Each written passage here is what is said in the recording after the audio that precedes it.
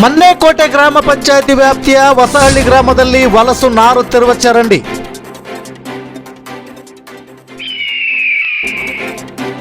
ಚಳ್ಳಕೆರೆ ತಾಲೂಕು ಮನ್ನೇಕೋಟೆ ಗ್ರಾಮ ಪಂಚಾಯಿತಿ ವ್ಯಾಪ್ತಿಯ ಹೊಸಹಳ್ಳಿ.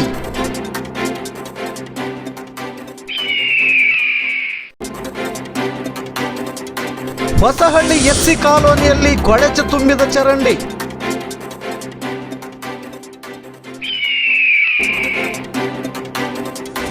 ಹತ್ತಾರು ಬಾರಿ ಮನವಿ ಮಾಡಿದರೂ ಗಮನ ಹರಿಸದೆ ನಿರ್ಲಕ್ಷ್ಯ ತೋರುತ್ತಿರುವ ಪಂಚಾಯತಿ ಅಭಿವೃದ್ಧಿ ಅಧಿಕಾರಿಗಳು. ಸೊಳ್ಳೆ ಮತ್ತು ದುರ್ವಾಸನೆಯಿಂದ ತಾಳಲಾರದೆ ಬೇಸತ್ತು ಹಿಡಿಶಾಪ ಹಾಕುತ್ತಿರುವ ಹೊಸಹಳ್ಳಿ ಎಸ್ಸಿ ಕಾಲೋನಿಯ ನಿವಾಸಿಗಳು.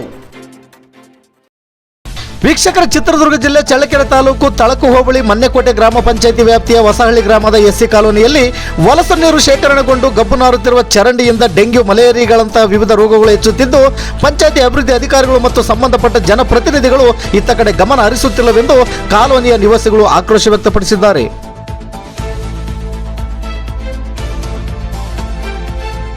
ವಲಸು ನೀರು ಶೇಖರಣೆಗೊಂಡಿರುವ ಚರಂಡಿಯ ದುರ್ವಾಸನೆ ಮತ್ತು ಸೊಳ್ಳೆಗಳ ಕಾಟದಿಂದ ಎಸ್ಸಿ ಕಾಲೋನಿಯ ನಿವಾಸಿಗಳು ಬೇಸತ್ತು ಹತ್ತಾರು ಬಾರಿ ಮನ್ನೇಕೋಟೆ ಗ್ರಾಮ ಪಂಚಾಯಿತಿ ಅಭಿವೃದ್ಧಿ ಅಧಿಕಾರಿಗಳಿಗೆ ಮನವಿ ಮಾಡಿದರೂ ಪ್ರಯೋಜನವಾಗಿಲ್ಲವೆಂದು ಸ್ಥಳೀಯ ನಿವಾಸಿಗಳು ಮಾಧ್ಯಮದ ಮುಂದೆ ಅಳಲು ತೋಡಿಕೊಂಡಿದ್ದಾರೆ. ಈಗಲಾದರೂ ಮನ್ನೇಕೋಟೆ ಗ್ರಾಮ ಪಂಚಾಯಿತಿ ಅಭಿವೃದ್ಧಿ ಅಧಿಕಾರಿಗಳು ಮತ್ತು ಜನಪ್ರತಿನಿಧಿಗಳು ಹೊಸಹಳ್ಳಿ ಗ್ರಾಮದ ಎಸ್ಸಿ ಕಾಲೋನಿಗೆ ಭೇಟಿ ನೀಡಿ ಕೊಳೆತು ನಾರುತ್ತಿರುವ ಚರಂಡಿಯನ್ನು ಸ್ವಚ್ಛ ಮತ್ತು ದುರಸ್ತಿಗೊಳಿಸಿ ಜನರ ಆರೋಗ್ಯವನ್ನು ಕಾಪಾಡಲಿ ಎಂದು ಗರುಡ ನ್ಯೂಸ್ ಆಶಿಸುತ್ತದೆ.